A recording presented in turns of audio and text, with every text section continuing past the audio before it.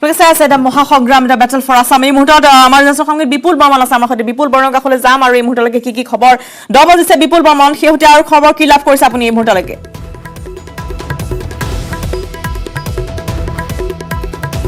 Vote গণনা যথেষ্ট আকৰ্ষণীয় হৈছে বৰাক ব্ৰহ্মপুত্ৰত যদি আমি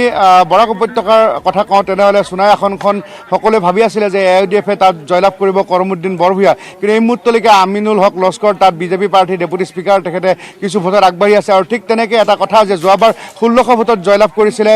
পদ্ম হাজৰিকাই পানেশ্বৰ বসুমতাৰীৰ বিৰুদ্ধে কিন্তু এই মুহূৰ্তলৈকে পানেশ্বৰ বসুমতাৰী কংগ্ৰেছৰ প্ৰাৰ্থী তেখেত প্ৰাক্তন বিধায়ক 2001 চনত জয়লাভ কৰিছিলে তেখেতে এই মুহূৰ্তত কিছু ভোটত আগবাঢ়ি আছে গতিকে তেনেধৰণে আসলতে এই মুহূৰ্তত খুব আকৰ্ষণীয় হৈছে এই ভোট গণনা প্ৰক্ৰিয়া আজি প্ৰথম পৰ্যায়ত যে 47টা সমষ্টিত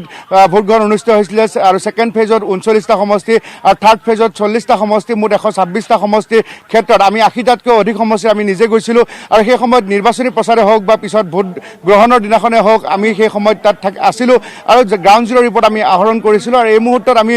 যেটো গোটেই 126টা সমষ্টিৰ আমি খবৰবোৰ পাই আছো যে পোষ্টেল বেলটৰ ক্ষেত্ৰত গুৱাহাটীৰ চাৰিওখন আসন সকলোৱে ভবাৰ ধৰণে আসলতে ইয়াত তিনিখন আসনত দিছপুৰ সমষ্টিত বিজেপি প্ৰাৰ্থীগৰাকী আগবাঢ়ি আছে পশ্চিম গুৱাহাটী সমষ্টিত আজি ইয়াত মীৰাবৰ ঠাকুৰে পোষ্টেল ভোটত যদিও আগবাঢ়ি আছিলে কিন্তু ৰমেন্দ্ৰনাথ কলিতাও তাত প্ৰথম ৰাউণ্ডৰ ভোটৰ অন্তত আগবাঢ়ি আছে আৰু পূব গুৱাহাটী সমষ্টিত সিদ্ধাৰ্থ ভট্টাচাৰ্য আগবাঢ়ি আছে জালুকবাৰীতো ঠিক তেনেধৰণে হিমন্ত বিশ্ব শৰ্মা আগবাঢ়ি আছে কিন্তু এটা কথা যে নামনি অসমৰ ক্ষেত্ৰত আসলতে বহুখিনি আসনত এতিয়াও ফলাফল প্ৰথম ৰাউণ্ড বা দ্বিতীয় ৰাউণ্ডত ক্লিয়াৰ পিকচাৰ এখন অহা নাই তাত যদিও গৰিষ্ঠ সংখ্যক আসন বিজেপিৰ হাতত কম আসন আছে যদি আমি কওঁ যে এই মুহূৰ্তত অশ্বিনী ৰায় চৰকাৰ গোলকগঞ্জ আসনখন বা তাতে যদি আমি পূব বিলাসীপাৰা কওঁ অশোক সিংঘি আসনখন আছিলে আৰু বাকী মিত্ৰজোঁটৰ হাতত অগপৰ হাতত আছিলে বঙাইগাঁও আসনখন আৰু বৰপেটা আসনখন কিন্তু বৰপেটাৰ আসনখনতো এই মুহূৰ্তত প্ৰথম ৰাউণ্ডত অসম গণ পৰিষদৰ প্ৰাৰ্থীগৰাকী পিছ পৰি আছে কিন্তু আৰু তেনেধৰণে ধৰ্মপুৰত চন্দ্ৰমোহন পাটোৱাৰী আছিলে বিধায়ক হিচাপে বা তাত নাৰায়ণ ডেকা আছিলে বৰক্ষেত্ৰী সমষ্টিত ৰঙিয়াত আছিলে ভৱেশ কলিতা হাজোত সুমন হৰিপ্ৰিয়া আছে গতিকে যথেষ্ট আকৰ্ষণীয় হৈ আছে আচলতে পোষ্টেল বেলটত কোনোবাই যদি আগবাঢ়িছে প্ৰথম ৰাউণ্ডৰ ভোটত কোনোবাই পিছ পৰি আছে আৰু কিছু সময় আগত যিহেতু বিতুপন শইকীয়া গোলাঘাট সমষ্টিৰ পৰা তেখেতে যি কিছু ভোটত আগবাঢ়ি আছিলে কিন্তু এতিয়া শেহতীয়াভাৱে অজন্তা নেওগে গোলাঘাট সমষ্টিত পুনৰ লিড ল'বলৈ সক্ষম হৈছে আৰু পাহাৰীয়া যি জিলাৰ 5টা সমষ্টি আছে হাফলং আছে ডিফু আছে বৈঠালাংছ হাওৰাঘাট আৰু বোকাজান সমষ্টি আছে হাফলং সমষ্টিত আচলতে বিভিন্ন ধৰণে সকলোৱে কৈ আছে যে তাত কংগ্ৰেছৰ প্ৰাৰ্থীগৰাকী ফলাফল কিছু ভাল হ'ব বুলি কিন্তু যিয়ে নহওক বাকী কাৰ্বি আংলঙৰ 4খন আসনৰ ক্ষেত্ৰত বিজেপিয়ে তাত বিজয় ধ্বজা উৰাবলৈ সক্ষম হ'ব বুলি সকলোৱে আশা কৰিছে কিন্তু এই মুহূৰ্তত আমি আচলতে ভোটৰ ফলাফলবিলাক আহি আমাৰ নিজিত অসমৰ দৰ্শক আমি পোনপটীয়াভাৱে জনাই থাকিম আৰু যেহেতু নাহৰকটীয়া সমষ্টিৰ কথা কৈছিলে বা দুলীয়াজানত যদি কংগ্ৰেছ প্ৰাৰ্থী ধ্ৰুৱ গগৈ আগবাঢ়ি থকাৰ কথা কৈছিলে আৰু শিৱসাগৰত যে অখিল গগৈ কিছু ভোটত আগবাঢ়ি আছিলে পোষ্টেল বেলটৰ ক্ষেত্ৰত গতিকে এই ধৰণৰ ৰশ্মিতা আমি দেখিছিলোঁ যে যথেষ্ট আকৰ্ষণীয় হৈছে কিন্তু এটা কথা প্ৰথম ৰাউণ্ডত ধৰক কোনোবা এটা জেগাত কোনোবা এজনে আগবাঢ়িব পাৰে সেইখিনিকে লৈ আমি ফলাফল বুলি ভাবিব নোৱাৰোঁ কিন্তু তিনিটামান ৰাউণ্ড যোৱাৰ পিছত কিছু পৰিমাণে প্ৰভাৱ পৰা পৰিলক্ষিত হৈছে আমি আপোনাৰ কাষলৈ আহিব বিচাৰিছোঁ বিপুল আমি আপোনাৰ কাষলৈ কিছু সময় পিছত পুনৰ যাম ইতিমধ্যে খবৰ আহি আছে যে বিজেপি মিত্ৰজোঁট আগবাঢ়ি আছে আৰু এইখিনিতে এটা আমি দৰ্শকসকলক জনাব খুজিছোঁ যে আমি কংগ্ৰেছৰ মতামত ল'ব পৰা অৱস্থাত নাই কাৰণ কংগ্ৰেছৰ আমি বহুত কেইবাজনো পেনেলিষ্ট মাতিছিলোঁ কিন্তু তেওঁলোকে আমালৈ কোন কোন আহিব সেইটো জনাইছিলে কিন্তু শেষ মুহূৰ্তত তেওঁলোকৰ AICCয়ে সিদ্ধান্ত ল'লে যে আজি কোনো অকল অসম বুলিয়ে নহয় কোনো ৰাজ্যৰ নিৰ্বাচনী পৰ্যালোচনাত বা ভোট গণনাৰ পৰ্যালোচনাত তেওঁলোকে কোনো পেনেলিষ্ট নপঠায় কিয়নো দেশৰ পৰিস্থিতি খুব বেয়া কৰোনাৰ সংক্ৰমণ হৈছে গতিকে তেনেকুৱা ধৰণৰ এটা প্ৰট'কল মেইনটেইন কৰিছে আৰু তেওঁলোকে সেইকাৰণে আজি কোনো ষ্টুডিঅ'লৈ তেওঁলোকৰ মানুহ পঠোৱা নাই যি কাৰণে আজি আমি কংগ্ৰেছৰ অৱস্থিতিটোক লৈ কংগ্ৰেছৰ যিটো ৰিজাল্ট আহিছে বা কংগ্ৰেছৰ যিটো তেওঁলোকৰ য'ত পিছ পৰিছে বা কিয় পিছ পৰিছে তেওঁলোকৰ এই অৱস্থাটো কিয় হ'বলৈ পাইছে প্ৰথম এটা দুটা ৰাউণ্ডত সেই মন্তব্য তেওঁলোকৰ পৰা আমি জানিব নোৱাৰিম হয়তো আমি ক'ৰবাত কংগ্ৰেছৰ নেতা পাম আমি লাইভত কিন্তু ষ্টুডিঅ'ত আমি তেওঁলোকৰ মতামত ল'ব পৰা নাই কিন্তু এইখিনিতে আমি দুইজনকে সুধিব খুজিছোঁ কলিতা ডাঙৰী আছে দেখা গৈছে যে এই নিৰ্বাচনটো এবাৰ অসমৰ আঞ্চলিকতাবাদৰ বাবে এটা প্ৰত্যাহ্বান স্বৰূপ আছিল কাৰণ দেখা গৈছে যে অসমৰ আঞ্চলিকতাবাদ এজিপি আৰম্ভ কৰিছিল বা এজিপিয়ে আঞ্চলিকতাবাদী ৰাজনীতি কৰিছিল কিন্তু বিজেপিৰ সংগ লোৱাৰ পাছত বিজেপিলৈ অহাৰ পাছত বহুতে কৈছিল যে অগপৰে আঞ্চলিকতাবাদী চৰিত্ৰ এৰি এতিয়া ৰাষ্ট্ৰীয়তাবাদী চৰিত্ৰ ল'লে আৰু গতিকে অগপৰ সেই অৱস্থিতিৰ বাবে লুৰিণজ্যোতি গগৈ অখিল গগৈ আগবাঢ়ি আহিল তেওঁলোকে দল গঠন কৰিলে আঞ্চলিকতাবাদক জীয়াই ৰখাৰ স্বাৰ্থত তেওঁলোকে নতুন দল গঠন কৰি নিৰ্বাচনত প্ৰতিদ্বন্দ্বিতা কৰিলে কিন্তু এই মুহূৰ্তলৈকে ৰাইজৰ দল বা অখিল গগৈ দলে কোনো ভাল ৰিজাল্ট কৰা নাই কাৰণ তেওঁলোকে দুখন এখন আসনত আগবাঢ়ি আছে আৰু এটা কথা ঠিক যে দুইজন লিডাৰেই দুইজন যুৱ প্ৰজন্মৰ নেতা দুইজনে আঞ্চলিকতাবাদ বা বিভিন্ন ইস্যুত সক্ৰিয় ভূমিকা লৈ আহিছিল দুইজনে কিন্তু আগবাঢ়ি আছে সেইটো অকমান হ'লেও আঞ্চলিকতাবাদৰ বাবে বা আমাৰ যিটো পৰম্পৰাগত ৰাজনীতিৰ বিপৰীতে কিছু ব্যতিক্ৰমী ৰাজনীতিকৰ বাবে এটা ভাল খবৰ যে তেওঁলোক দুইজন এতিয়ালৈকে আগবাঢ়ি আছে পিছত কি হয় নাজানো এই মুহূৰ্তত এই কথাটো আপোনাক মই সুধিব খুজিছো যে এই যে দুইজন আগবাঢ়ি আহিছে ঠিকেই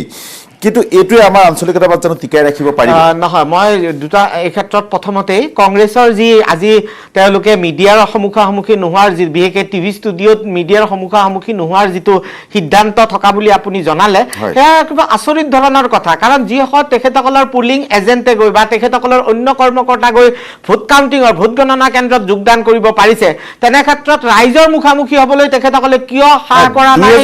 দুয়োজনে টিভিত বাইটো দিছে টিভিত বাইটো দিছে গতিকে এইটো আচৰিত কথা নিশ্চয় আচৰিত আমি এই মুহূৰ্তত বিজু কুমাৰ ডেকা আছে আমাৰ সৈতে সংযুক্ত হৈছে আমাৰ জ্যেষ্ঠ সাংবাদিক বিজু কুমাৰ ডেকা বিজুৰ হাতত কি খবৰ আহি পৰিছে আমি বিজুৰ সৈতে যোগাযোগ স্থাপন কৰিছো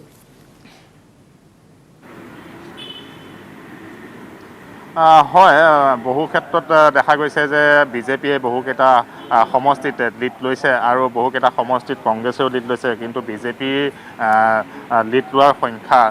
আসনৰ সংখ্যা বেছি এই মুহূৰ্তত ৰাজীৱ ভৱনত আমি আছোঁ পুৱাৰ ভাগৰ পৰা কিন্তু ৰাজীৱ ভৱনত মাত্ৰ পুৱাৰ ভাগত অপূৰ্ব ভট্টাচাৰ্যী জ্যেষ্ঠ তেওঁ মুখপাত্ৰ কংগ্ৰেছৰ তেওঁ উপস্থিত আছিলহি পুৱা 7 বজাত তাৰ পাছত কিছু মুহূৰ্তৰ পূৰ্বে ইয়াত নগাঁৱৰ লোকসভাৰ সাংসদ প্ৰদ্যুৎ বৰদলৈ আহি উপস্থিত হৈছে তেওঁ এই সন্দৰ্ভত আমি প্ৰশ্ন কৰিছিলোঁ আচলতে কংগ্ৰেছ কিমান আশাবাদী যেনেধৰণৰ এই নিৰ্বাচন অনুষ্ঠিত হৈ গ'ল 3টা পৰ্যায়ত অসমত কেনেধৰণৰ আশা এই প্ৰশ্নৰ উত্তৰত তেওঁ কৈছে যে তেওঁলোক যুদ্ধ কৰিছে আৰু তেওঁলোক আশাবাদী যে তেওঁলোকৰ চৰকাৰে হ'ব কিন্তু কিমান আসনত জয়ী হ'ব সেই কথা এতিয়াই তেওঁ ক'ব নোৱাৰে বুলি উল্লেখ কৰিছে আৰু যিহেতু আপোনালোকে ইতিমধ্যে ষ্টুডিঅ'ত আলোচনা কৰিছে যে ষ্টুডিঅ'ত কোনো এটা টিভি চেনেলৰ ষ্টুডিঅ'ত তেওঁলোকৰ এইবাৰ তেওঁলোকৰ নেতা বা বিষয়াক তেওঁলোকে যাবৰ কাৰণে বাৰণ কৰিছে কোভিড প্ৰট'কলৰ মেইনটেইনৰ দোহাই দি কিন্তু বাকী দলসমূহৰ নেতা বা বিষয়াসকল তেওঁলোকে ইতিমধ্যে বিভিন্ন টিভি চেনেলত বা নিউজ 18তো উপস্থিত আছে আৰু তেওঁলোকৰ নিজৰ দলীয় মন্তব্য স্পষ্ট কৰি আছে কিন্তু কংগ্ৰেছৰ তৰফৰ পৰা কোনো এগৰাকী নেতাক বা তেনে পেনেল লিষ্ট ঠিক কৰা নাই এইটো এটা অতি গুৰুত্বপূৰ্ণ বিষয় আচলতে কি কাৰণত তেওঁলোকে কৈছে কোভিডৰ দোহাই দি কৰিছে নে আচলতে তেওঁলোক পৰাজয়ত ভীতিগ্ৰস্ত হৈ পৰিছে সেইটো দুৰ্দলীয়মান অৱস্থাত আছে কিন্তু এটা কথা ঠিক যে এইবাৰ নিৰ্বাচনত যেনেধৰণৰ এক আশংকা কৰা হৈছিল তেনেধৰণে আশংকাৰ মাজতে এই নিৰ্বাচন অনুষ্ঠিত হ'ল কোভিড প্ৰট'কলৰ মাজতে কোভিডৰ বিভীষিকাৰ মাজতে আৰু এতিয়া কথা হ'ল প্ৰথম কেইটামান ৰাউণ্ডহে এই মুহূৰ্তলৈকে ভোট গণনা হৈছে আৰু বহুকেইটা গণনা কৰিবলৈ বাকী আছে খুব সম্ভৱ নিশাৰ ভাগলৈকেহে এক স্পষ্ট 3 বজাৰ পাছতহে স্পষ্ট হ'ব আচলতে ট্ৰেইনটো কেনেকৈ হ'ব প্ৰথম এটা বা দুটা ৰাউণ্ডতে একো ক'ব পৰা অৱস্থাত নাই আৰু এই ক্ষেত্ৰত কংগ্ৰেছৰ সভাপতি ৰিপুণ বৰা যিহেতু কেইটামান ভোটত পাছ পৰি আছে দেৱব্ৰত শইকীয়া তেওঁ নাজিৰা সমষ্টিত তেওঁ কেইটামান ভোটত পিছ পৰি আছে বাকী দেখা গৈছে যে BPFৰ এটা সমষ্টিত কিন্তু তেওঁলোক আগবাঢ়ি আছে আৰু AIDFৰ বহুকেইটা সমষ্টিত তেওঁলোক আগবাঢ়ি আছে হয় নিশ্চয় বিজু আমি পৰৱৰ্তী পুনৰ আপোনাৰ কাষলৈ যাম আৰু অভিজিত যিহেতু আমাৰ সৈতে আমাৰ যোগাযোগত আছে অভিজিত দেখিবলৈ পোৱা গৈছে যে ইতিমধ্যে মেজিক নাম্বাৰ ভাৰতীয় জনতা পাৰ্টি মিত্ৰজোঁটে স্পৰ্শ কৰিছে 68খনকৈ আসনত তেওঁলোকে অগ্ৰগতি লাভ কৰিছে সমান্তৰালভাৱে দুটাকৈ বিশেষ সমষ্টিত কিন্তু কংগ্ৰেছ এবাৰ পিছ পৰি আছে য'ত ৰিপুণ বৰাৰ কথা ক'ব পাৰি আৰু যিহেতু দেৱব্ৰত শইকীয়া পিছ পৰি থকা দেখিবলৈ পোৱা গৈছে অভিজিত কি ক'ব এই মুহূৰ্তত हाँ বিজেপি মানে আমি এতিয়া ইলেকশ্যনটো কল কৰিব পাৰোঁ যে বিজেপি আবাৰ সৰকাৰত আহি আছে লাগি আছে মিনস মেজিক ফিগাৰ 64 ওপৰতি আই থিংক 66 না 67 সিটছত লিড কৰি আছে কিন্তু এই কংগ্ৰেছৰ যেটো আপোনাৰ যে স্থিতিটো এটো আপুনি দেখে সব মেইন লিডাৰ্স বিলাক Ripun Bora is trailing he was probable নিজক চিফ মিনিষ্টাৰ ক্যান্ডিডেট কৰি প্ৰজেক্ট কৰিছিল নিজেই কৰিছিল কংগ্ৰেছে কৰা নাই বাট এইবিলাক পুৰা কংগ্ৰেছৰ যে মানে এই স্থিতিটো কোনো ইম্প্ৰুভ হোৱা নাই একৰ্ডিং টু লাষ্ট যে 2016ত কংগ্ৰেছৰ যে অৱস্থাটো হৈছিল ইলেকশ্যনত যে নাম্বাৰবিলাক খুব কমি গৈছিল চিট নাম্বাৰবিলাক এইবাৰো মই দেখা নাই তাৰ ওপৰত কিবা ইম্প্ৰুভমেণ্ট হ'ব আই থিংক এই 26-27 চিটতে থাকি যাব আৰু এটা কথা মই আমাৰ যে কংগ্ৰেছৰ যে কেম্পেইন পলিচিটো আছিল তাক হয় বৰাকৰ খবৰ যদি এই মুহূৰ্তত আমি আপোনাৰ পৰা জানিব বিচাৰিম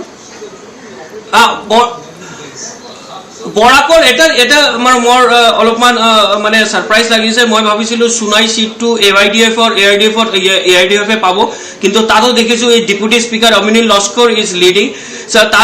so this is an indicator যে বৰাকতো কংগ্ৰেছ AIDF যেটো ভাবিছিল ফেজ 2 ভাল ৰিজাল্ট হ'ব ইমান ভাল হোৱা নাই I think Silchar seat to BJP is leading I think so apuni pura jodi borakor jodi apuni dekhe 15ta seator last time BJP 8ta paisil eibar I don't know how many seats they are leading in kintu initial trend to dekhile হয় অভিজিত সংযোগ কিছু বিচ্ছিন্ন হৈছে আমি পৰৱৰ্তী সময়ত পুনৰ যাম আহিম দেখিবলৈ পোৱা গৈছে যে এতিয়া বহুকেইটা সমষ্টি কিন্তু কংগ্ৰেছে এতিয়া তুমুল প্ৰতিদ্বন্দ্বিতাৰ পিছ পৰি থকা দেখিবলৈ পোৱা গৈছে যদিও প্ৰাথমিকীয়া এতিয়া ক'ব পৰা নাযায় কিন্তু মেজিক নম্বৰ ইতিমধ্যে স্পৰ্শ কৰিছে ভাৰতীয় জনতা পাৰ্টি মিত্ৰজোঁটে হয় মই এটা কথা কৈ লওঁ যে যিকোন সময়ত কংগ্ৰেছে আজি এইটো বহুতৰ মাজত চৰ্চা হৈছে যিকোন সময়ত কংগ্ৰেছে আজি জিতেন্দ্ৰ সিং গুৱাহাটীত বাহৰ পাতি তেওঁ চৰকাৰ গঠন কৰিব বুলি ঘোষণা কৰি আছে আৰু তেওঁ চৰকাৰ গঠন কৰিহে গুৱাহাটী এৰিব বুলি ঘোষণা কৰিছে কিন্তু দুৰ্ভাগ্যজনক কথা যে সকলোৱে তেওঁলোকে মন্তব্য দিলে সাংবাদিকৰ আগত বাইট দিলে কিন্তু দেখা গৈছে আজি ইলেকশ্যনৰ দিন আজি সুপাৰ ছানডে যিকোন সময়ত আজি তেওঁলোকৰ ফলাফলক লৈ হাৰক যিকোন সময়ত তেওঁলোকৰ ফলাফলক লৈ তেওঁলোকৰ মন্তব্যৰ প্ৰয়োজন আছিল সেইকণ সময়ত তেওঁলোকৰ কাৰণে এটা কোভিড প্ৰটোকলটো ডাঙৰ হ'ল মই ডাঙৰ নহ'ব বুলি কোৱা নাই তো ডাঙৰ ইছ্যু বাৰু কোভিড প্ৰটোকল মেইনটেইন কৰিব লাগিব কিন্তু তেওঁলোকে আজি অন্তত মুখামুখি হ'ব লাগিছিল যে কি কাৰণে তেওঁলোকৰ এই পিছ পৰিছে বা কি কাৰণে আগবাঢ়িছে কি কাৰণে ৰিপুন বৰা পিছ পৰিছে বা দেৱব্ৰত শইকীয়া কিয় আগবাঢ়িছে পিছ পৰিছে এনেকুৱা ধৰণৰ কথাবিলাক আজি ৰাইজে তেওঁলোকৰ পৰা জানিব খুজিছিল কিন্তু তেওঁলোকৰ অতি কৌশলগত কাৰণতে হওক নে তেওঁ সঁচাকৈ কৰোণা সংক্ৰমণে তেওঁলোকক বেছি ভয়াতুৰ কৰিছে নে হাৰিব বুলি ভয় খাই এইটো এনেকুৱা এটা স্থিতি ল'লে সেই বিষয়ে হয়তো আমি কিছু পিছত আমি কোনোবা নেতাৰ পৰা গম পাম এতিয়া মই আপোনাৰ ওচৰলৈ আহিব খুজিছোঁ যে আমি এটা সদায় এবাৰ নিৰ্বাচনত কৈ আছোঁ যে আঞ্চলিকতাৰ কথা এটা ওলাইছিল আৰু আঞ্চলিকতাবাদ টিকাই ৰাখিবলৈ হ'লে আমি এই সৰু সৰু দলবিলাক উঠাব লাগিব তেওঁলোকে আগবাঢ়ি আহিব লাগিব আৰু চাইলেণ্ট ভোটাৰৰ কথা এটা লুইনজ্যোতি গগৈয়ে প্ৰায়ে কৈ আছিলে কিন্তু এতিয়া দেখা গৈছে যে অখিল গগৈ লুইন গগৈ জিকি অহাটোৱেই এতিয়াও ক'ব নোৱাৰোঁ জিকেনে হাৰে কিন্তু বাৰু তেওঁলোক আগবাঢ়ি আছে বা জিকিব বুলি ধৰিছোঁ কিন্তু তেওঁলোকে জিকি আহিলে আঞ্চলিকতাত ৰ'ব নেকি তাৰমানে কি তেওঁলোকৰ বেলেগ সমষ্টি বেলেগ নেতাবিলাকৰ কোনো গুৰুত্ব নাই ৰাইজে গুৰুত্ব নিদিলে নেকি বৰাদেৱ ইয়াৰ আপোনাৰ এই কথাটো উত্তৰ দিয়াৰ আগতে মই এটা কথা মানে ক'ব বিচাৰিছোঁ যে এতিয়ালৈকে যিখিনি ফলাফল আমি পাইছোঁ তাত এটা কথা যে কংগ্ৰেছে যিটো 5 গেৰাণ্টি কৈছিল সেই 5 গেৰাণ্টিটো মানুহক দেখুৱাবলৈ গৈছিল কিন্তু ইয়াৰ পাছত যে তেখেতসকলৰ এটা হিচাপ বিশেষকৈ সংখ্যালঘুক সমন্বিত কৰি কংগ্ৰেছে পুনৰ দখলৰ যিটো প্ৰচেষ্টা সেই প্ৰচেষ্টা কিন্তু তেওঁলোকৰ ব্যাহত হৈছে বুলি আমি ক'ব পাৰোঁ যদি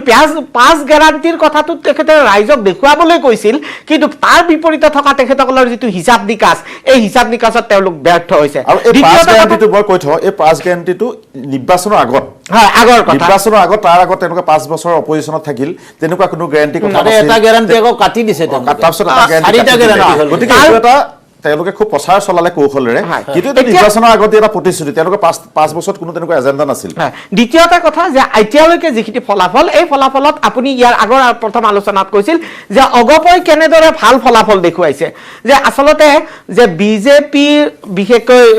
বিজেপিৰ নেতৃত্বাধীন চৰকাৰখনৰ অসম চৰকাৰখনৰ যোৱা 5 বছৰত যিবোৰ উন্নয়নমূলক কাম বা হিতাধিকাৰী সৃষ্টিৰ যি সফলতা যি সুফল সেই সুফলটো আচলতে এজিপিয়ে লাভ কৰিছে ইয়াত এজিপিক অন্য ধৰণে আঞ্চলিকতাবাদী ৰাজনীতি কিবা ধ্বজাবাহক বুলি যে ৰাইজে তেখেতসকলক আগবাঢ়ি আহিছে বা ৰাইজে তেখেতসকলক পচন্দ কৰিছে মই তেনেকৈ নাভাবোঁ তৃতীয় কথা যিটো কথা অলপ আগতে আপুনি সুধিছে যে এই আঞ্চলিকতাবাদী ৰাজনীতিৰ আচলতে পৰিৱেশ কি আপুনি যদি চাই যে অসমত বিশেষকৈ ৰাজনৈতিক ৰাইজৰ দল আৰু অসম জাতীয় পৰিষদৰ মূল ভিত্তিটো আছিল কা আন্দোলনক প্ৰত্যক্ষ কৰি কেন্দ্ৰ কৰি তেখেতসকলে ৰাইজৰ মাজত সোমাবলৈ চেষ্টা কৰিছিল গতিকে এই কা আন্দোলনে কেনেদৰে কাক প্ৰভাৱিত কৰিছে সেইটো হয়তো আজিৰ ফলাফলত আমি প্ৰত্যক্ষভাৱে দেখিবলৈ পাম কিন্তু তাৰ আগতে কথা হয় লুৰিণজ্যোতি গগৈ ডাঙৰীয়া বা অখিল গগৈ ডাঙৰীয়া দুয়োটাই আমাৰ অসমৰ ৰাজনীতিৰ বাবে এটা নতুন ধৰণৰ বাৰ্তাবাহক সদস্য তেখেতসকলে আমি হয়তো তেনেকুৱা নেতাৰ অলপ অভাৱ পাই আছিলো যিটো নাকি অসমৰ ৰাজনীতিৰ বাবে ভাল কথা কিন্তু এই যে সাইলেন্ট ভোটাৰ আৰু তথাপিতো কওঁ যে লুৰিণজ্যোতি গগৈদেৱ তুলনামূলকভাৱে এই ক্ষেত্ৰখনত একেবাৰে নতুন গতিকে সাইলেন্ট ভোটাৰ থাকিব পাৰে কিন্তু সেই সাইলেন্ট ভোটাৰে কেৱল এজেপি বা ৰাইজৰ দলকেই যে লাভৱান কৰিব সেয়া আমি গ্যাৰান্টি দিব নোৱাৰো সেই সাইলেন্ট ভোটাৰে আৰু অখিল গগৈ লুৰিণজ্যোতি গগৈ আচলতে তেওঁলোকে নেতাও সৃষ্টি কৰিব নোৱাৰিলে সমষ্টি কেন্দ্ৰিক তেওঁলোকে যদি ৰাজনৈতিক অংক আছেই তেওঁ মিনিমাম অন্ততঃ 25-30টা সমষ্টিত তেওঁলোকে কিছুমান নেতা সৃষ্টি কৰিব পাৰিব লাগিছিল কিন্তু তেওঁলোক দুজনেই সৰ্বা হৈ তেওঁলোকে এটা পৰিৱেশ এটা সৃষ্টি কৰিলে গতিকে মানুহে বা সমষ্টি মানুহে তেওঁলোকে যেনেকৈ চিনি পায় আজি আমাৰ হাতত তথ্য নাই বা আমি ফটকে আমাৰ মনলৈ নাহে যে কোন সমষ্টিত ৰাইজৰ দলে কাক প্ৰাৰ্থিত্ব দিলে বা এজেপিয়ে কাক প্ৰাৰ্থিত্ব দিলে এতিয়া আমি শেহতীয়া দুটামান খবৰ দিলোঁ যে কংগ্ৰেছে অকণমান উন্নতি কৰিছে যোৱা আধা ঘণ্টাত কাৰণ তেওঁলোকে এতিয়া 39+ আহিছেগৈ আৰু AIDFও 10খন আসনত লিড লৈছে নহয় UPPLও 5খন আসনত বিজেপি মিত্ৰজোঁটো আগবাঢ়িছে গতিকে অকণমান আগতকৈ অকণমান পজিশ্যনটো ভাললৈ আহিছে ক'ব নোৱাৰি কি হয়গে কিন্তু অলপ আগলৈকে আধাতকৈও তলত আছিল অকণমান আগবঢ়া নিচিনা লাগিছে এই ক্ষেত্ৰত আমি এটা কথা মনোযোগ দিয়াটো ভাল হ'ব যে 126খন আসনৰ 110খনৰ ফলাফল ইতিমধ্যে মানে লিড আহিছে আৰু 16খনৰ আহিবলৈ বাকী আছে এতিয়াও আধা কাউণ্টিং হোৱাই নাই আধাতকৈও বেছি আছে ঘটনাটো হ'ল যে প্ৰথম ৰাউণ্ডত বাৰু বিজেপি মানে মিত্ৰজোঁটা 70খনৰ বাৰু ফলাফল ঠিকেই দেখুৱাইছে কিন্তু তেনেকৈ যদি প্ৰত্যেকটো কাৰণ এই হিচাপটো এনেকুৱা যে এটা সময়ত কিন্তু এই পাৰ্থক্যটো নিখন্দেহে কমিব যেনো আমাৰ ভাৱ হয় কাৰণ পৰৱৰ্তী 1 ঘণ্টাৰ পাছতে আমি দেখা পাম কাৰণ প্ৰথম ৰাউণ্ডত 70 পালে বাকি 10খন হ'বগে নহয় পাছত গৈ 90খন এনেকৈ ৰৈ যাব লাগিব এটা সময়ত গতিকে হয়তো পৰৱৰ্তী 1 ঘণ্টাৰ ভিতৰত আমি প্ৰতিচ্ছবিখন আৰু অধিক স্পষ্টভাৱে অনুভূত কৰিব পাৰিম আৰু এটা মই শৰ্মা ডাঙৰীয়া আপোনাৰ ওচৰলৈ আহিব খুজিছোঁ যে এতিয়া বিজেপি এজিপিৰ এলায়েন্সে এটা কথা প্ৰমাণ কৰিছে এই ট্ৰেণ্ডৰ পৰা মই কোৱা নাই যে পিছত গৈ আপোনালোকৰ সমালোচনাৰ সন্মুখীন হৈ যাবগৈ পাৰে বা আপোনালোকো বিপদত পৰি যাব পাৰে কিন্তু আজিৰ তাৰিখত এই মুহূৰ্তত আপুনি এতিয়াও নাভাবে নেকি যে AIDF কংগ্ৰেছৰ মিত্ৰতাই আপোনালোকক অলপ হ'লেও বিপদত পেলাবগৈ ফলাফলৰ শেষত যিকোন সময়ত আমি আচল পিকচাৰটো লাহে লাহে আহিব এনেকুৱা এটা মনলৈ শংকা আহে নেকি যে হয়তো বিপদত পৰি যাবগৈ পাৰোঁ বুলি বিপদত পৰাৰটো সম্ভাৱনা একেবাৰে নাইকিয়া হৈ গৈছে ইতিমধ্যে কিন্তু এটা কথা একেবাৰে খাটাং নিশ্চিত যে নামনি অসমৰ যে 28টা সমষ্টি নামনি অসমৰ 28টা সমষ্টি য'ত সংখ্যালঘু অধ্যুষিত আৰু সন্দেহজনক নাগৰিকৰ অধ্যুষিত অঞ্চল আৰু সেইকেইটা সমষ্টিয়ে তেওঁলোকৰ ভৰসা সেইকেইটা সমষ্টিয়ে তেওঁলোকৰ ভৰসা আৰু সেইকেইটা সমষ্টিৰ ওপৰতে তেওঁলোকে দপদপাই আছিল আৰু আপোনাক মই এটা কথা ক'ব বিচাৰিছোঁ যে কংগ্ৰেছে মনে মনে আশা কৰি আছিল যে বাঘেলা ছত্তীশগড়ৰ মুখ্যমন্ত্ৰী বাঘেলা ডাঙৰীয়া অহাৰ পিছত চাহ বাগানৰ যিটো ভোটক আশা কৰি তেওঁলোকে আলি আৰু কুলিক নিৰ্ভৰ কৰি এটা সময়ত য'ত তেওঁলোকে ৰাজনীতি কৰিছিল সেই চাহ বাগানৰ ভোটটো তেওঁলোকৰ পক্ষলৈ আকৌ আনিবলৈ সক্ষম হৈছে বুলি তেওঁলোকে এটা মনে মনে ধাৰণা কৰি আছিল আৰু তাৰ ভিত্তিতে তেওঁলোকে অংক কৰি বহি আছিল কিন্তু এতিয়া দেখা গৈছে যে প্ৰাথমিক পৰ্যায়ত আমি দেখা পাইছোঁ যে চাহ বাগানৰ ভোটত তেওঁলোকে যিটো আশা কৰিছিল তাৰ সম্পূৰ্ণ বিপৰীত ধৰণৰ এটা প্ৰতিচ্ছবি আহিছে আৰু আমি যিটো দেখা পাই আছোঁ এতিয়ালৈকে উজনি অসমৰ ফলাফলটো বেছিকৈ আহিছে আৰু সেইকাৰণে হয়তো আহিব আৰু এটা কথা আপুনি কওক এই কথাটো আপোনাকো সুধিম যে আপুনি ক'লে যে তৃতীয় পৰ্যায়ৰ যিকেইটা সমষ্টিত ভোট হ'ল সেইকেইটা সংখ্যালঘু অধ্যুষিত সমষ্টি গতিকে সেইকেইটা কংগ্ৰেছ বা AIDF পাব কথাটো হ'ল এইটো এটা অসমৰ ৰাজনীতিৰ কাৰণে হওক বা যিকোনো ৰাজনৈতিক দলৰ বাবে খুব এটা গুৰুত্বপূৰ্ণ কথা সংখ্যালঘু ভোট বিজেপিয়ে কিয় নাপাব কিয় আপোনালোকে সংখ্যালঘু ভোট নাপাব বুলি ভাবি লয় বা তেওঁলোকে ভোট নিদিব বুলি ভাবি লয় এইটো এটা গণতান্ত্ৰিক দেশৰ বাবে বা এটা ৰাজনৈতিক দলৰ বাবে তেনেকুৱা কথা হ'ব নোৱাৰে যে সেইকেইটা সমষ্টি সংখ্যালঘু বসতি প্ৰধান গতিকে আমি ভোটটো নাপাওঁ তাৰমানে এইটোৱে কি বুজাব খুজিছে এইটো বিজেপি তেওঁলোকেও আপোনালোকক কিয় নিবিচাৰে সেইটো এটা ইম্পৰ্টেণ্ট কথা বুলি মই ভাবোঁ গণতন্ত্ৰ ভাৰতীয় গণতন্ত্ৰৰ কাৰণে আৰু বিশেষকৈ অসমৰ ৰাজনীতিৰ কাৰণে আটাইতকৈ ডাঙৰ প্ৰশ্ন আৰু আটাইতকৈ জ্বলন্ত সমস্যা এইটোৱে আৰু মই ভাবোঁ যে এইবাৰ শাসনলৈ অহাৰ পিছত বিজেপি দলৰ প্ৰথম কামটোৱে হ'ব লাগিব যে সংখ্যালঘু সম্প্ৰদায়ৰ মাজত তেওঁলোকৰ আস্থা আৰু বিশ্বাসটো ঘূৰাই আনিব এই 5 বছৰ যে নানিলে বা এতিয়া যে আপোনালোকে কিয় ক'ব নোৱাৰে যে থাৰ্ড ফেজৰ 40 আসনৰ ভিতৰত আমি 20খন বা 25খন নহয় বৰাদেৱ, তেখেতসকলৰ এই ক্ষেত্ৰত সমস্যাটো হৈছে যে তেখেতসকলৰ নেতাই নিজেই কৈছে যে আমাক মিয়াৰ ভোট নালাগে, গতিকে যেতিয়া নাই প্ৰশ্নবিলাক নালাগে বুলি কৈ দিয়ে, কিন্তু আমি উল্টাই আলোচনা চলি থাকিব। এই মুহূৰ্তত আমি নগাঁৱলৈ গৈছো, নীলোৎপল আছে আমাৰ সৈতে। নীলোৎপল, আপোনাৰ কাষলৈ আহিছো আৰু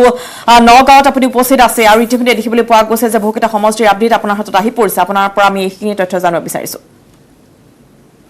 হাজোত কংগ্ৰেছে আগবাঢ়ি আছে। আমি দেখুৱাই আছোঁ বৰ্তমান নগাঁৱৰ দৰ্শন হায়াৰ ছেকেণ্ডেৰী স্কুলৰ পৰা আমি দেখুৱাই আছোঁ পৰিৱেশ বৰ্তমান। আৰু এটা কথা ক'ব লাগিব যে নগাঁৱত বৰ্তমান আটাইকেইটা যিকেইটা সমষ্টি আছে, ৰহা আৰু ইয়াত নগাঁও সদৰ সমষ্টিৰ ভোট গণনা হৈছে। দুয়োটাতে ইতিমধ্যে মিত্ৰজোঁটৰ প্ৰাৰ্থীয়ে অগ্ৰগতি লাভ কৰিছে। ইপিনে যদি চাওঁ বটদ্ৰৱাটো মিত্ৰজোঁটৰ প্ৰাৰ্থী আঙুলতা অগ্ৰগতি লাভ কৰিছে। চামগুৰিত পিছ পৰি আছে ৰকিবুল হুছেইন। কলিয়াবৰত কেশৱ মহন্ত আগবাঢ়ি আছে।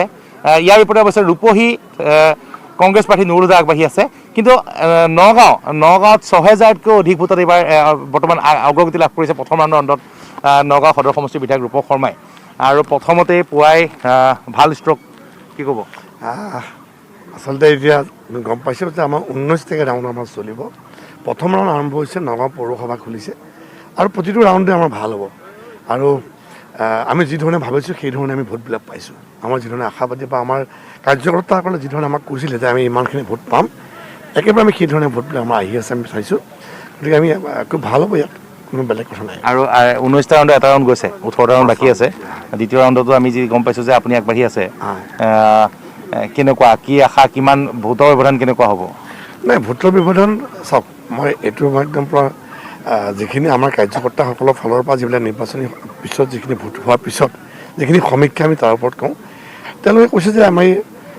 মানে 15-20 হাজাৰ ভোটৰ আমি জিকিম। সেইধৰণে আমি আশাবাদী, কাৰণ ৰাইজে ভোট দিছে এবাৰ, সেইটো আমাৰ বিশ্বাস আছে। আৰু এক্সিট পলত কৈছিল যে নগাঁৱত মাত্ৰ 2টা সমষ্টিয়ে জয়লাভ হোৱা মানে আশা আছে, নগাঁও আৰু কলিয়াবৰ। কিন্তু এতিয়া দেখিবলৈ পোৱা গৈছে যে নগাঁও 5টাকৈ সমষ্টিত বৰ্তমান অগ্ৰগতি লাভ কৰি আছে। এটা কথা আমাক কৈছোঁ যে যোৱা সময়ছোৱাত যিধৰণে কাম হৈছিলে, বিজেপি মিত্ৰজোঁটৰ চৰকাৰখনে যিধৰণে কাম কৰিছিলে ৰাইজে দেখা পাইছে। অসমত বিশেষকৈ উন্নয়নৰ ক্ষেত্ৰতে হওক, দুখীয়া মানুহৰ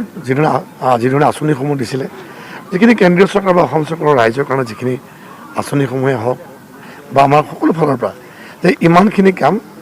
ভাৰত স্বাধীন হোৱাৰ আজি ইমানখিনি কোনো এখন চৰকাৰ আহিল, চৰকাৰ গ'ল, কোনো ক্ষেত্ৰত কম কৰা নাছিল। কিন্তু এইখন চৰকাৰে কাম কৰিছে, ৰাইজে দেখা পাইছে, ৰাইজৰ বিশ্বাস যে আগন্তুক এইখন চৰকাৰ আহিলে অসমৰ আকৌ উন্নতি হ'ব, অসমৰ ৰাইজৰ কাৰণে কিন্তু ভাল হ'ব। আৰু যি জয় হ'ম বুলি আশাবাদী, 100% আশাবাদী আমি। নিশ্চয় শুভেচ্ছা জনালোঁ পুৱাই। আৰু আমি দেখুৱাইছোঁ প্ৰথম আৰু ইতিমধ্যে অন্ত পৰিছে। আৰু ইতিমধ্যে বিজেপি প্ৰাৰ্থী তথা বিধায়ক ৰূপক শৰ্মা আহি উপস্থিত হৈছে। তেওঁ যথেষ্ট ভোটৰ অগ্ৰগতি লাভ কৰিছে। নগাঁৱত দেখিবলৈ পোৱা গৈছে প্ৰায় অধিকাংশ সমষ্টিৰ মিত্ৰজোঁটৰ প্ৰাৰ্থীয়ে বৰ্তমান অগ্ৰগতি লাভ কৰি আছে। আৰু ইতিমধ্যে নীলোৎপলে জনাইছে যে দ্বিতীয়টো বৰ্তমান প্ৰথম পৰ্যায়ৰ যিহেতু ভোট গণনা শেষ হৈছে আৰু দেখিবলৈ পোৱা গৈছে যে এতিয়া 18টা ৰাউণ্ড আৰু বাকী আছে, 19টা ৰাউণ্ড ইতিমধ্যে থাকিব নগাঁৱত। আৰু নীলোৎপলে ইতিমধ্যে জনাইছে ৰূপক শৰ্মাৰ তৰফৰ পৰা যে ৰূপক শৰ্মাই জনাইছে 100% তেওঁ জয়ী হ'ব। গতিকে প্ৰাৰ্থীসকলৰ মনৰ প্ৰতিক্ৰিয়া আমি আপোনালোকক জনাই যাম। সমান্তৰালভাৱে বিভিন্ন সমষ্টিৰ খবৰ আমি হায়দৰাবাদৰ পৰা আপোনালোকৰ মাজলৈ লৈ আহিছোঁ। সমান্তৰালভাৱে দেখিবলৈ পোৱা গৈছে যে অতিথিসকল উপস্থিত আছে, তেওঁলোকে জনাই গৈছে। আমি পুনৰ আপোনাৰ কাষলৈ আহিছোঁ। নীলোৎপলে জনালে ইয়াৰ খবৰ। দৰ্শকসকলক জনাই আছোঁ যে আমাৰ প্ৰত্যেকটো সমষ্টিত আমাৰ সাংবাদিকসকল আছে আৰু তেওঁলোকে প্ৰতিটো খবৰ আমাক দি আছে, কোনটো সমষ্টিত কোন আগবাঢ়িছে বা কোন সমষ্টিত কোন পিছ পৰিছে। আৰু বহু প্ৰাৰ্থী বা বহু তেওঁলোকৰ সহকৰ্মী নেতাই আমাক মন্তব্য দি আছে যে তেওঁলোকে কিমান ভোটত আগবাঢ়িছে, কিমান ভোটত পিছ পৰিব বা কিমান আসন লৈ তেওঁলোকে জয়ী হ'ব। এতিয়া আমি আমাৰ ষ্টুডিঅ'ত আমাৰ দুজন মানুহ আছে, দুজন অতিথি আছে, নিহাৰঞ্জন কলিতা আছে আৰু বিজেপিৰ জিতেন শৰ্মা আছে। আমি আগতেই কৈছোঁ যে আজি এটা গুৰুত্বপূৰ্ণ দিনত কংগ্ৰেছৰ কোনো নেতা বা তেওঁলোকৰ কোনো দলীয় কৰ্মী নাই, যিটো আচলতে আমি অতি দুৰ্ভাগ্যজনক বুলি ভাবিছোঁ। কাৰণ আজিৰ দিনত তেওঁলোকৰ মন্তব্যৰ প্ৰয়োজন আছিল, কাৰণ ইলেকশ্যনৰ আগত তেওঁলোকে বহুত কথা ক'লে বা তেওঁলোকে বহুত যুক্তি দেখুৱালে কিয় বিজেপি হাৰিব। আৰু আজিৰ দিনটোত অন্ততঃ তেওঁলোকে চৰকাৰ কৰিবও পাৰে, নকৰিবও পাৰে, কিন্তু তেওঁলোকৰ মন্তব্য আজি অসমৰ মানুহৰ কাৰণে প্ৰয়োজন আছিল বা আমাৰ বাবেও প্ৰয়োজন আছিল। কিন্তু তেওঁলোকে আজি ক'ভিডটোক অতি গুৰুত্ব দি এটা হয়তো অসমৰ মানুহক তেওঁলোকৰ মন্তব্য শুনোৱাৰ পৰা হয়তো বঞ্চিত কৰিছে। নিহাৰঞ্জন কলিতা, মই আপোনাৰ ওচৰলৈ আহিব খুজিছোঁ যে দেখা গৈছে যে যিটো আমি আঞ্চলিকতাৰ কথা এটা পাতি আছিলোঁ, যে এই নিৰ্বাচনটোৰ পিছত অসমত আৰু আঞ্চলিকতাবাদ বোলা বস্তু এটা নাথাকিব নেকি হয়তো মুখেৰে কথাৰে প্ৰেছ মিটত হয়তো চলিব কিন্তু ৰিয়েলিটিত আমি আঞ্চলিক চৰকাৰ এখন বা আঞ্চলিকতাবাদত মানুহ উৎসাহী হৈ ৰাজনীতি কৰিব বা এনেকুৱা ধৰণৰ পৰিৱেশ এটা নাথাকিবগৈ নেকি নহয় বৰাদেৱ ধাৰণাটো থাকিব মই এইটো কোৱা নাই ধাৰণাটো থাকিব কনচেপ্টটো থাকিব সেইটোৰ ওপৰত চৰ্চা চলিব কিন্তু আঞ্চলিকতাবাদী চৰকাৰ এখন অসমত পোৱাটো যিটো কৈ থাকে যে আঞ্চলিক চৰকাৰেহে অসমৰ স্বাৰ্থ ৰক্ষা কৰিব পাৰিব আঞ্চলিক চৰকাৰৰ ওচৰতে অসমৰ জাতি পাতি ভেটি এইবিলাক সুৰক্ষিত হ'ব সেই বস্তুটো সেই কথাটো হয়তো চলি থাকিব আলোচনা বিলোচনা কিন্তু সেইটো ৰক্ষা কৰিবলৈ হয়তো চৰকাৰ এখন কেতিয়াও নাহিবগৈ নেকি আৰু কাৰণ এই নিৰ্বাচনটো এটা হেৰি আছিল নহয় বৰাদেৱ আপুনি ঠিকেই কৈছে যে আমাৰ অসমৰ কাৰণে দুৰ্ভাগ্য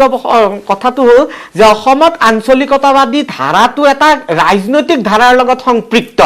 আচলতে আপুনি যদি চাই যে পশ্চিমবংগ টিএমসি তেখেত কি আঞ্চলিকতাবাদী নহয় নেকি তামিলনাডু ডিএমকে এআইডিএমকে আঞ্চলিকতাবাদী নহয় নেকি তেনেকৈ আমাৰ তেলেংগানাৰ ৱাইএছআৰ কংগ্ৰেছ তেখেত কি আঞ্চলিকতাবাদী নহয় নেকি বেলেগ ৰাজ্যৰ কথা কোৱা নাই বেলেগ ৰাজ্যৰ আঞ্চলিকতাবাদ আছে আজি তামিলনাডুত ইলেকশ্যন হৈ আছে ভোট গণনা হৈ আছে তাত আজি এআইডিএমকে হয়তো হাৰিব পাৰে তেনেকুৱা ট্ৰেণ্ড এটা আহিছে ডিএমকে গভৰ্ণমেণ্ট হ'ব পাৰে কিন্তু অসমৰ পাৰ্সপেক্টিভত কৈছো যে অসমত আজি চাওক মই আপোনাক কৈ আছো যে অসমৰ ৰাজনীতিত মানে যোৱা আমি সবেই কৈছো যে আপোচবিহীন দুজন নেতা ওলাইছে বুলি আমি কৈছো যে অখিল গগৈ আৰু লুৰিণজ্যোতি গগৈ তেওঁলোকক মানুহে আদৰি লৈছিলে তেওঁলোকে এটা নতুন তেজ এটা আহিছে বুলি মানে হেৰি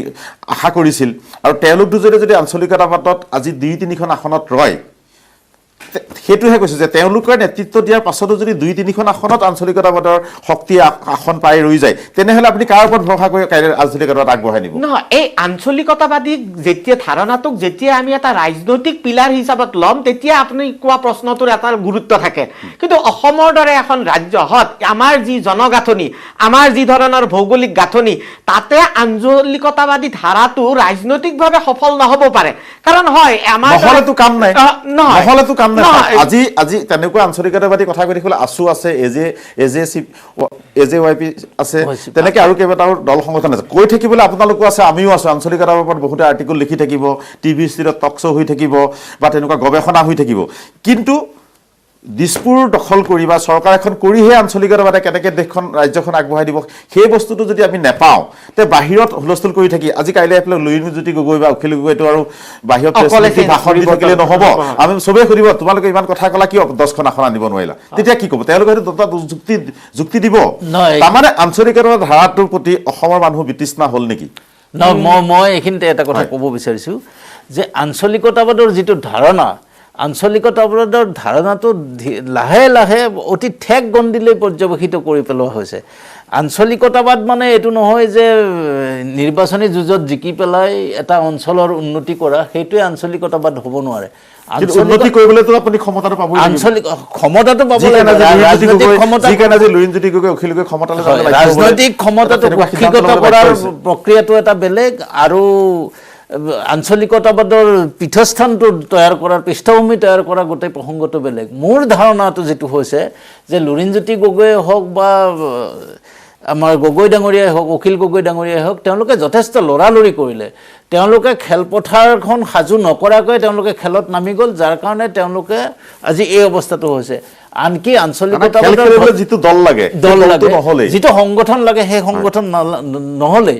আৰু আপোনাৰ আটাইতকৈ হাস্যকৰ কথাটো কি হৈছে যিটো দলত আঞ্চলিকতাবাদৰে তেওঁলোকে ধ্বজাবাহক বুলি কয় আঞ্চলিকতাবাদৰে তেওঁলোকে কথা কোৱা বুলি কয় তেনেকুৱা এটা দলৰ তেওঁলোকৰ সদস্য সংখ্যাই 19টা নাই কিন্তু তেওঁলোকে কয় যে আমি মন্ত্ৰীসভা গঠন কৰিম আমি মুখ্যমন্ত্ৰী হ'ম তেনেকুৱা পৰ্যায়লৈকে তেওঁলোক আগবাঢ়ি গ'ল তাৰমানে তেওঁলোকে নিজৰ ওপৰতে এছেছমেণ্ট নোহোৱাকৈ এটা বিশাল এটা অখিল গগৈ হস্পিটেলত পৰা মুকলি চিঠি লিখি কিছুমান বিভ্ৰান্তিকৰ কথা কৈ থাকে সেইটো এটা ৰোমান্টিক বিলাসিকতা যাক পৃথিৱীৰ মহান সমাজ বিজ্ঞানীসকলে যাক উন্নাসিকতা বুলি কৈছে বিলাস বুলি কৈছে ৰোমান্টিচিজম বুলি কৈছে মই ভাবোঁ অসমৰ আঞ্চলিকতাবাদটো সেইটো পৰ্যায়তে আছে আৰু সেই কাৰণে আজি আঞ্চলিকতাবাদৰ প্ৰতি মানুহৰ লাহে লাহে নিশ্চয় আমাৰ আলোচনা আমি চলাই যাম কিন্তু এই মুহূৰ্তত আমাৰ জ্যেষ্ঠ সাংবাদিক ৰাজু বৰুৱাৰ সৈতে আমি যোগাযোগ স্থাপন কৰিছোঁ ৰাজু বৰুৱা আপোনাৰ কাষলৈ আহিছোঁ আৰু 10 বাজি 30 মিনিট হৈ গৈছে কি খবৰ এই মুহূৰ্তলৈকে আপুনি লাভ কৰিছে ৰাজু এই মুহূৰ্তত আমাৰ সৈতে উপস্থিত আছে দিছপুৰৰ এইবাৰৰ বিজেপি প্ৰাৰ্থী অতুল বৰা আৰু তেওঁ পূৰ্বতেও বিধায়ক আছিলে আৰু এইবাৰ কি হ'ব এইবাৰ প্ৰেক্টিকেল কথা কিছুমান পাতিম কাৰণ আজিৰ দিনটোত কিছু বেলেগ কথা পাতি লাভ নাই আজিৰ দিনটোত প্ৰেক্টিকেল কথা যে কিমান ভোটত আপুনি জয়ী হ'ব পাৰে মইতো যিটো কৈছিলোঁ সেইটোৱেই আৰু নতুনকৈ আৰু ক'ব লগা একো নাই এইটো ট্ৰেণ্ডটো ঠিক তেনেকৈ চলি আহিছে ভালেখিনি ভোট মই পাম কিন্তু সেই ভোটৰ হেৰিটো এতিয়াই ক'ব পৰা হোৱা নাই ফাৰ্ষ্ট ৰাউণ্ডটোৰ ৰিজাল্টটোহে পাইছোঁ ছেকেণ্ড ৰাউণ্ড থাৰ্ড ৰাউণ্ড এনেকৈ 22টামান ৰাউণ্ড আছে সঠিকভাৱে হয়তো 12টামান বজাত পামগৈ আৰু মই নিজাকৈ এইটো কৈ আছোঁ যে যোৱাবাৰ যিটো মাৰ্জিন 1,30,200 সেইটোতো হৈ নাথাকে এবাৰ বহুত বাঢ়ি যাব মইতো 1.5 গুণ বা 2 গুণ আশা কৰি আছোঁ কাৰ্যক্ষেত্ৰত কি হয় 2 ঘণ্টামানৰ পিছত বেছি ভালকৈ ক'ব পৰা যাব মানে বিৰাট কোহলি ৰোহিত শৰ্মাহঁতে যেনেধৰণে অভিলেখ ভংগ কৰে তেনেধৰণে অতুল বৰাই অভিলেখ ভংগ কৰে তেওঁলোকে অভিলেখ ভংগ কৰে বেলেগৰ মোৰ নিজৰ অভিলেখ নিজে ভংগ কৰিম এবাৰ মোৰ অভিলেখ কোনো মানুহে দেশখনত গণতন্ত্ৰ থকালৈকে চন্দ্ৰ সূৰ্য থকালৈকে বিধানসভা সমষ্টিৰ নিৰ্বাচনত কোনো মানুহে ভাৰতবৰ্ষত অসম বা ভাৰতবৰ্ষত কেতিয়াও বিধানসভা নিৰ্বাচন ভংগ কৰিব নোৱাৰে বুলি 1,30,200 পাওঁতেই কৈছিলোঁ এতিয়া তাতকৈ বহুত বেছি আমাৰ মাৰ্জিন হ'ব গতিকে সেইটোতো আৰু ভংগ কৰিব স্বাভাৱিকতে নোৱাৰিব আৰু বিজেপি দলটোৱে আপোনাৰ মতে কিমান পাব পাৰে বিজেপি এজিপি আৰু এই মুহূৰ্ততে দেখোন 68ত লিড লৈছে মানে মিত্ৰজোঁটে এতিয়াই 2 ঘণ্টা নহওঁতেই তেনেহ'লে আবেলি 4টা 5টালৈ খবৰবিলাক আৰু বেছি ভাল হ'ব তেনেকুৱা মানুহে ধাৰণা কৰিছে আৰু ইতিমধ্যে মনজিৎ মহন্ত কিমান প্ৰত্যাহ্বান আপোনাৰ কাৰণে মানে প্ৰত্যাহ্বান শব্দটোৰ সৈতে আপোনাৰ কেনেকুৱা ধৰণৰ এই শব্দটো মোৰ ক্ষেত্ৰত প্ৰযোজ্য নহ'লেই নকৰিলে আপোনালোকে ভাল পাম কাৰণ মই তেওঁক এটা সাংঘাতিক কিবা এটা মোৰ ক্ষতি কৰিব পৰা বিধৰ এগৰাকী কেণ্ডিডেট বুলি মই ভবা নাছিলোঁ এতিয়াও ভবা নাই আৰু ভৱিষ্যতেও ভবাৰ প্ৰশ্নই নাহে কাৰণ তেওঁ যিখিনি ভোট পাব সেই ভোটখিনি কিমান ভোট পাব এতিয়া মানে এই কাউণ্টিঙতে ওলাই পৰিছেই গতিকে মই ভাবোঁ যে তেওঁকতো মই তেনেকুৱা ধৰণৰ প্ৰত্যাহ্বান বুলি ভবা নাছিলোঁ এই মুহূৰ্ততো ভবাৰ প্ৰশ্নই নাহে কাৰণ ৰিজাল্ট ওলাই গৈছে সেইমতেই দিছপুৰ সমষ্টি এটা বৃহৎ সমষ্টি এই সমষ্টিটোত কৰিব লগাও কিন্তু আপোনাৰ বহু আছে এইবাৰ কি কি লক্ষ্য লৈছে লক্ষ্য মানে মানুহখিনিয়ে সদায় পানীৰ কথাই কৈ আছে খোৱা পানীৰ যথেষ্ট অভাৱ সেইখিনিয়ে প্ৰথম হিচাপে ল'ব লাগিব কৃত্ৰিম বানপানীও ঠায়ে ঠায়ে হয় গোটেইখিনিতে কৃত্ৰিম বানপানীৰ প্ৰশ্নটো নাহে আৰু বানপানী যিটো সেইটো ঠায়ে ঠায়ে হয় সকলো জেগাতে নদীৰ পৰা হোৱা যিটো বানপানী সেই বানপানীটো সকলো ঠাইতে নহয় কিছুমান ঠায়ে ঠায়ে হয় কৃত্ৰিম বানপানীও ঠায়ে ঠায়ে হয় কিন্তু খোৱা পানীটো কিন্তু চিটি অঞ্চলত বিশেষকৈ চবতেই প্ৰায়বিলাক জেগাতে খোৱা পানীৰ বিশুদ্ধ খোৱা পানীৰ কিছু ক্ৰাইচিছ আছে সেইখিনি মানে প্ৰথম কাম হিচাপে মই ল'ব লাগিব জগন্নাথ মন্দিৰ মই গৈছিলোঁ গতিকে জগন্নাথ মন্দিৰক লৈ পেলাই আপোনাৰ কেনেকুৱা ধৰণৰ কি এইবাৰ পদক্ষেপ ল'ব জগন্নাথ মন্দিৰটোৰ ক্ষেত্ৰতে মই যথেষ্টখিনি কৰিছিলোঁ তাৰ ৰাইজে ক'ব জগন্নাথ মন্দিৰত ভালেখিনি কাম কৰি পেলাইছোঁ ডাঙৰকৈ নামঘৰটো নিৰ্মাণ কৰাৰ পিছত 1.5-2 বিঘা মাটি কিনি দিছিলোঁ তাৰ পুৰোহিতক বাহিৰত মাটি কিনি ঘৰ বনাই দিছোঁ পুখুৰী খান্দি দিছোঁ আৰু এতিয়া তেওঁলোকৰ যিটো আৰিমত্ত ৰজাৰ দিনতেই যিটো মানে আমাৰ যিটো এইটো মণিকূট বুলি কয় মন্দিৰটো এইটো নামঘৰটোহে মই বনালোঁ আগৰ সেই সময়ছোৱাত এইবাৰ সেই মন্দিৰটো ঠায়ে ঠায়ে ফাট মেলিছে সেইটোকো আকৌ